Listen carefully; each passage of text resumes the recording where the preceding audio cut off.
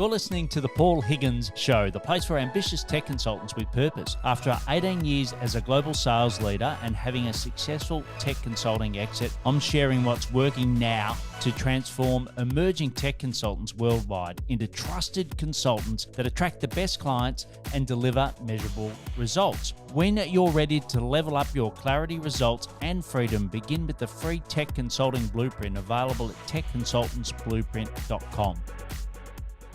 Imagine this, you're running your agency or tech consulting business and clients and your team are asking you about how you're using AI, right?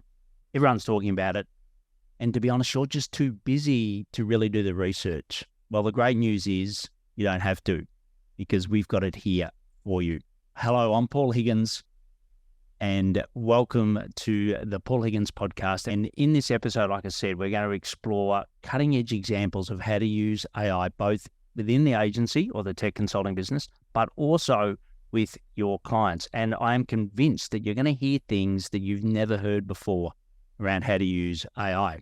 Our guest is Stephen Stouffer. He's the VP of Digital Transformation and Innovation at SaaScend. So it's SaaS, S-A-A-S, and then C-E-N-D.com. By day, he's a coffee aficionado, and by night, he is a tech and AI lover. From his humble beginnings as a accidental admin, he has grown into the leadership team at SaaScend, and he really focuses on marketing automation, AI, Salesforce, and HubSpot. He's a great guy, and he's going to really give you a brilliant insight into AI because he loves making sense of the data-driven world. Great to have you here, Stephen. Good to be here. Yeah, look, I'm really excited about this conversation. You can't listen to any news or anything and not hear about AI. But what we brought you on the show for is to really talk about how does it apply to you running your agency. So if if you are so busy in delivery and you're doing so much and you're thinking, what's at the cutting edge of AI? Well, Stephen's going to absolutely have something for you today on that. But why don't we kick off, Stephen, with, who your ideal client is for SaaScend and also what problems do you help solve for them? Sure. I've got my ICP profile here, so we'll start maybe there, and then I'll expand on a little bit. SMB size companies is pretty much where we're targeted, anywhere from 20 employees up to about 500 in the SaaS space, kind of within the growth stage. That's typically where we play the best. I mean, industries, it's all over the place. Typically, if they've got tech, we've got a solution, or we want to have some sort of conversation. And then as far as problems that we solve, we have 3 core competencies. We've got within the revenue ops kind of umbrella, we've got marketing operations. So think marketing automation, chatbots, enrichment tools, all that good stuff for the marketing side. And then on the sales side, sales enablement tools like outreach, intercom, and of course, CRMs, the big ones being Salesforce as well as HubSpot, all things from strategy all the way down to implementation, getting our hands dirty, doing config work, and then working with the data and the people process along the way. Great. So the third one is the data and the process. Oh, no. Third, I completely missed it. It's the piece that I own as the integration side. So integrations and kind of infrastructure, that's the arm that I own. Thank you for calling me out on that. I don't know how I forgot it. No, so that's me and my team. So I own the integration side, the kind of the new tech, anything around, AI, artificial intelligence, or anything new, just break kind of the ecosystem. That's me and my team's responsibility to kind of keep up with, train our current sales ops, rev ops teams. And then, of course, we're trying to make sense of it for our customers along the way. Yeah, brilliant. And we're going to definitely dive into that. Just a quick question on, I suppose, 2 platform. Some people just decide to go either HubSpot or Salesforce, but you guys are across both. Just give us a little bit of the context as to why that's the case for you. We're kind of a unicorn agency. Like, we are a Salesforce partner and we're a HubSpot partner. So we play nice in both ecosystems. We've got great relationships with both. We've managed to not alienate anybody. We've also done some Marketo work, MailChimp work. We're kind of an agnostic partner for our customers and the tool bases that they have. We've worked in Sugar CRM, we worked in Salesforce, Sales Hub. We've worked in Copper CRM, which is a little bit more smaller size, right? It's really, we want to meet our clients where they are. We don't claim to be experts in all the tools, but definitely Salesforce and HubSpot are key ones. And if a client brings one in that we're not familiar with, we'll just let them know like, hey, look, this is a new one for us. But like once you've been in one CRM, you kind of get an idea of how it operates, and we can typically help pretty good. Yeah, great. And just quickly, we were a Copper partner for around, almost 3 years, and really enjoyed our journey with Copper. So you are a smaller company that are Gmail specific, and you're looking for a good integration, a good sales CRM that integrates beautifully with Google. It's worth checking out. Anyway, that's great. You are multi, and just quickly on, Salesforce and HubSpot as an agency, is there any particular differences that you see between the two, right? Because you work with both as partners. Is there anything, that you can sort of call out? I mean, they're just huge ecosystems, right? I mean, each one kind of has their own solutions. Salesforce, from a CRM perspective, I mean, they're just best in breed. And when it comes to just plug and play and trying to get flexible APIs and integrations and whatnot, so Salesforce does a really good job with that.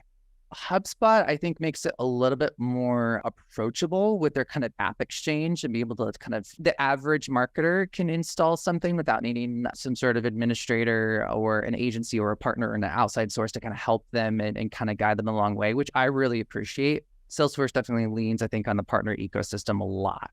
I mean, pros and cons, HubSpot, I think, used to be kind of considered the small to SMB kind of size solution, but I think that they've proven themselves to be able to grow up into the enterprise space over the last, I'd say 5 years as well. So they're chomping at the heels of Salesforce. Yeah, brilliant. Well, let's dive now into AI. That's the whole reason why we've got you here. And I know that you're waiting, listening to Stephen saying, okay, come on, Paul, ask him the critical question. So why don't we kick off with, from your perspective, what is AI and what isn't it when it comes to being in an agency? Sure. Yeah. I mean, we're surrounded by forms of AI. We've got narrowly scoped AI. So if you're typing a message on your iPhone, there's AI behind the scenes that are making certain keys a little bit more hot than other keys on your phone based on the predictive text, completely surrounded by it. And then we have more general AI and large language models, which is the OpenAI, ChatGPT side of the house, which starts to get really exciting when you open that up. From our side, on the agency side, I mean, we're leveraging it for ICP generation, right? So you can feed information about your closed-won opportunities historically. You can feed information about your website, just taking copy and paste from your company profile, throw it into OpenAI and say, all right, here are the last 50 deals that went closed won. This is the makeup of those companies. This is who we are. What's our ICP? And it'll just generate a 2-page rich content of who customers you should be targeting, what kind of technology that they have, all that good stuff. And if you want to drill down, you can just ask AI, all right, this is great, but give me more information about a specific topic, and it just pumps it out. Just quickly on that. So give us a quick example of practically how you do that, because that sounds wonderful. I've never heard anyone say that before, but practically, how do I do that? Go to your search engine of choice, type in openai.com, sign up for ChatGPT. There's a free version of that. And then if I'm a small business and I'm trying to just start the discovery of who my ICP is, can literally just say, hey, type it into the prompt, learn about my business. I'm going to send you some information, reply with got it once you've learned it. And then you just copy and paste from your company page into ChatGPT. It responds with got it. And then you can say, okay, now I want to target these companies. Reply with, I understand, once you get it. And then you feed it all that information. And then you've kind of given it the context for the end state of what you want here, which is an ICP profile. And then you give it the last prompt, which is, okay, make me an ICP profile that I can then use for marketing and sales. And then you would just be amazed of what it's going to come up with. That's fantastic. And you're simply putting in the web addresses, the URLs into. You can do web addresses, has data, I think, back to 2020. So depending on how new those websites are, it's data scraped up to a certain point. Or you can just go to those websites and copy their company information, just copy and then paste it directly into OpenAI, ChatGPT, and just give it huge chunks of text, and it will just comb through it in seconds. Fantastic. That's a brilliant example. So far we talked about narrow, which is like Gmail. You talked about, using open ChatGPT, whatever your preference is for Sure. the ICP. What's the third? Yeah, so we got the narrowly scoped stuff, and then you've got the large language models, which we talked about a little bit. The third group, I think, starts to get really interesting when you take the narrowly scoped kind of messages and you start to incorporate it into the agency life. So you can actually train it instead of using the out-of-the-box large language models where data scrape the whole internet, which is a lot and great. But now let's think about your company and your business and how it runs, right? You might have Asana boards with task information for your current customers. You might have calendars for your sales reps. You might have Notion documents for past implementations and projects you've done for your customers. And if you were to feed it all that information, you were to kind of create that data model, a few interesting things start to happen. You could create a chatbot for support that your customers could then reach out to, right? They've got a question about current hours usage or where is a task at, right? Well, when it's plugged into your task management system, it can find it pretty quick and offer it up. So there's a lot of really interesting use cases there just internally within the agency. When you say you're loading that information in, so let's say I use ClickUp, like you said, Asana, whatever, right? But if I'm taking my project management, just once again, just run us through how you practically do that. I guess the most approachable way, without getting too technical into like APIs and kind of creating like data lakes and all that fun stuff that OpenAI can tap into, would be Zapier. Like if you've got a Zapier account or some sort of iPaaS solution that can kind of sit between systems, you can pick up a task and then feed it through ChatGPT. They've created a little app in the App Exchange for Zapier, which is wonderful. And then it'll spit out a prompt or an answer to whatever the prompt is that you fed it, and then you can send that on its way wherever you'd like to go. We've incorporated it with lead routing. You wouldn't think lead routing would be a good use case here, but it turns out it is, especially when you've got Google and LinkedIn, where there's open text fields for things like state and country. Yeah, people can type in whatever they want, right? So like if you're building scripts, this and that statements within either HubSpot or Salesforce, and someone types in Texas with 2 S's on the end, it all breaks, right? Yes. Feed that through OpenAI and say, all right, take this user entered data and normalize it into this format. And if you can't figure out what format this is, then populate unknown. And then you can start to leverage that downstream. And then you've removed kind of the human review part of lead routing. Rand, that's fantastic. And, for you, you're like you captain of the ship for this part of the business, as you said, where are you learning all of this?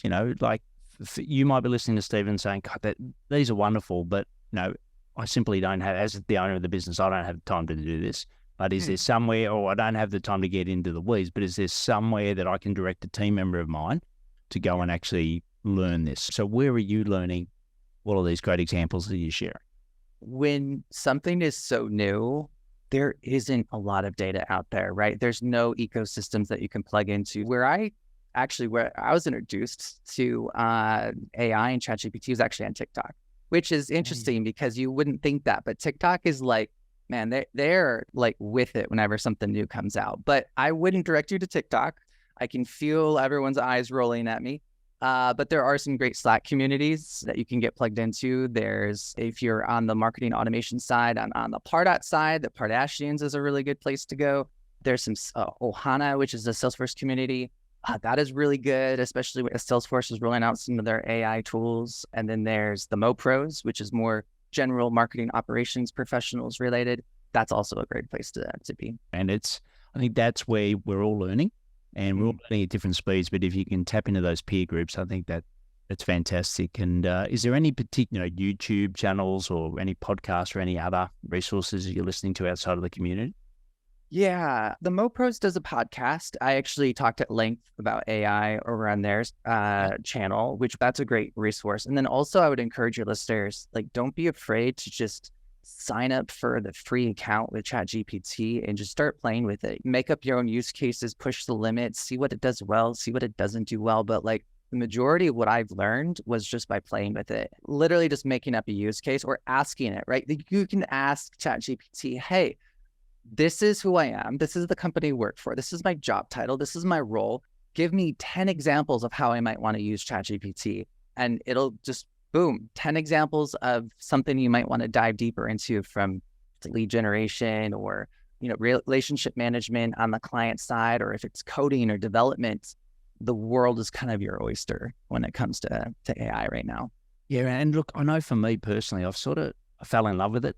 I tested, I use it a lot, and then it sort of drifts out of your life a little, right? And I think the habit that I've got to do is each time I go to do something, think ChatGPT first, right? Like, okay, go to there first. It's like you go your mobile phone to do certain activities. It's like I'm going to go there first before I go elsewhere. And I think it's just creating that habit. Like you said, the possibilities are endless, but it's going there first and then going somewhere else afterwards, where I just find that I might, get busy in my day and I miss that. So I think, that's what's working for me. Any tips you've got around, habits that you've created to make sure that, using it regularly? The first thing I did when I implemented it was actually integrated it into Slack, because that's where my team lives, right? We live and breathe in Slack, and if something isn't easy to get to, they're probably not going to use it. Integrated it into Slack. So there's a Slack command, GPT, that anyone can use within our Slack ecosystem. If they're looking for code or whatever it is, they can just do it directly in Slack. There's a few developers that I work directly with where we will actually go into OpenAI, just because the things that we want to do are a little bit more robust than probably what we should handle in Slack. But yeah, integrated Slack. I created an SMS number so my mother could use ChatGPT without even knowing it. So she loves it because it doesn't give her like 10 pages of results like a Google will. It just gives her one result. I did that. It was workflow I built in Tray.io, connecting Twilio to the OpenAI system, and it gave me a number that I could give my mom. And now she's wondering what's the best place to eat in Kentucky, which I would have no idea. But OpenAI, with its mapping of the internet and great wisdom, has a recommendation for where to eat in Kentucky. And I know this is a novice question, but if you look at 3.5 or 4 for ChatGPT, I think it's up to 4 now. Like, is that still pulling from data that's 2020 or 2021, or is it pulling from data sources that are newer than that? Yeah, it's still pulling data from I think November 2020, I think is the specific dates, but yes, it is. It's just the intelligence of the large language model and just the network of data and just the algorithms that are kind of behind it just becoming more intellectual and just smarter and becoming more human almost, where it's the response is just getting more polished. Like as you use OpenAI, that it's learning off that, and then there's also like thumbs up, thumbs down. It's using that data to generate just more accurate data. So as they roll out new versions, it's going to incorporate some of that user feedback and then honing in on those algorithms within their neural network that they've built. Right. So you use some, really good examples of creating your ICP, the 10 things that you could potentially be doing as part of your job role. We've also talked about, how you incorporate it into Slack. What other uses have you got at the moment in your agency for AI? Yeah. So I can come across a little course in email. And I know that it's something I'm working on. It's like the number one thing I respond with in the interviews where they're like, what's your biggest weakness? Is how I'm represented in email. An amazing thing it can do is it can actually change your tone of voice. What I am intending to say and how it's coming across cannot always be in alignment. So sometimes I'll write out an email, I'll put it into ChatGPT and just say, make the tone of voice of this email just a little more friendly, like make it professional, but friendly to where my point across, maybe equals this. And it will just rewrite my email where it's much more professional. I'm also a dyslexic, like to a fault. So having it just proofread some of my content before I publish it is also a tremendous help for me and my dyslexia that I've been cursed with. It can be a benefit as well. As you know, there's upsides to it. Just quickly on I think the tone of voice is brilliant, especially around sales. Like I think most of you would know what, disc profile is. And I think based on what you believe their preferences can be, and you can get software that can go and detect off LinkedIn what they are.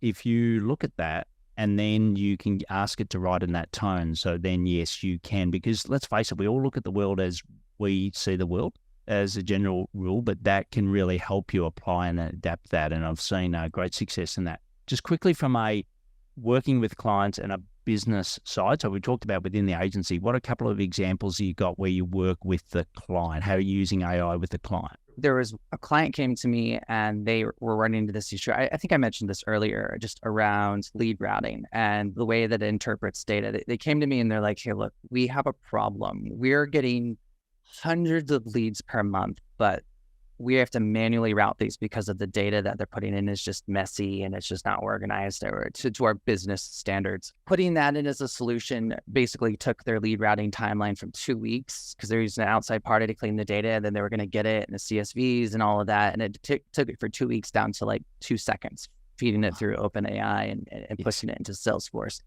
If you talk to someone in sales, time is of the essence, right? When someone submits a demo request or they're asking for information, so taking that 2-week timeline to 2 seconds, it's like, how do you even calculate the impact of how fast it's progressing the pipeline and closed won opportunities and just the overall user experience and feeling like, you're being heard and someone's responding to you asking for like a demo request. That's one example. And then another is nurture campaigns. So when we do workshops with our clients, we build those nurture campaigns. AI is a great starting point to get that first draft going. And we're talking to Stefan Stouffer from SaaScend.com. So it's SaaS, SaaS, and then CEND. And ask him, follow him up on LinkedIn, let him know that you heard him here, and ask him some questions, because we could go on for hours talking about this topic. Just the last thing is, for you, where do you see this headed? What's the pace of change? Give us a bit of a forecast into what you've given us a brilliant example of what we're doing today. Where do you see it headed in your opinion? Yeah, you mentioned the DISC profile, and there's an amazing tool called crystalnose.ai. I'm not sure if anyone's played around with that, but it's scary good. So I want to throw that as a highlight. But it also kind of answers your question. That is where it's going. It's going to be starting to be ingrained in the tools and just how we build tools, right? You've got development teams leveraging AI. You've got your phone bill and you want to reach out to customer support. Those chat bots that are horrible. We none of us like those, right? But they're going to get really good. I'm telling you, like AT&T, Verizon, they're going to adopt these. Salesforce, HubSpot's already started to do it, of just making their customer lives easier with AI. So it's going to get more ingrained in the day-to-day, especially on the tech space. The government, it's inevitable, GDPR and all of that. It's probably going to get a little legislated, and there's going to be some guardrails put on it, which is a good thing. Yeah, definitely. It's generally getting more and more powerful, and we're seeing exponential growth right now with AI. Yeah, brilliant. Well, look, as I said, we could talk forever on the topic. Please go and look up Stephen. His URL is going to be in the show notes, the LinkedIn profile, and as he's staying abreast of what's best, you can learn for him. So what we're going to do now is go to the rapid fire. So I'm going to ask you 4 questions, get some rapid responses. Are you ready for that? Great, let's do it. Okay, great. So the first one is for you. What are some of the daily habits that you do to help with the growth of SaaScend.com? I've asked every team member how they prefer to communicate, and we meet every morning to sort out priorities and making sure that everyone knows what they should be doing to not only just be busy, but also be productive. Brilliant. The next is, we've talked about AI and, where you go and find information about that, but where do you go to find out information more broadly in your role? It's actually the same stuff: Slack communities, forums, podcasts, and YouTube. Brilliant. And if we could grant you one wish for SaaScend.com, what would that be? From a business perspective, growth and expansion would be great. We're primarily in North America, but when you want to help customers, you want to grow it as much as possible and help them all over the world and make the best impacts that you can. So just growing the business in a meaningful way, trying to give back as much as possible. Well, the last question is typically, what do you know now that you'd wish you had known earlier? I'm going to ask you that question in the context of AI. So what do you know now, given what you've been doing with AI, that you wish you had known earlier? Just how easy it is to use. I talked about Zapier and APIs and large data models. It can be scary, and it kept me from learning it. But I don't want any of that cause someone to not, Google and just do a little research. It's for everybody, no matter how technical or non-technical you are.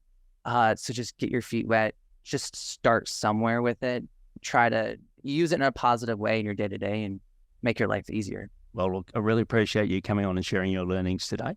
And we'll have you back for another episode in the future to keep us all abreast of what's the newest and greatest on AI. So, Stephen, thanks a lot for coming on today. Yeah, thanks for having me.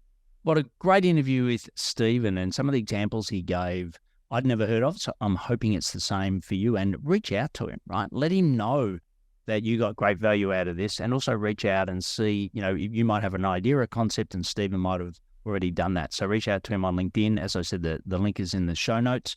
Also share it with peers, because as Stephen said, he learns from peers. That's a great way for you to do it. So share the show with them, and also share Stephen, and I'll love you for it. Don't forget to check out the solo shows where I dive deep into the things that are going to help you build your tech consulting business.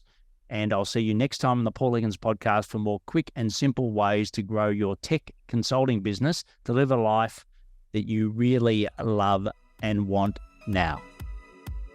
Time for action. Subscribe, comment, and let me know what you like best about this episode. Plus, get your exclusive show extras and growth action guides for subscribers only. Visit techconsultantsblueprint.com.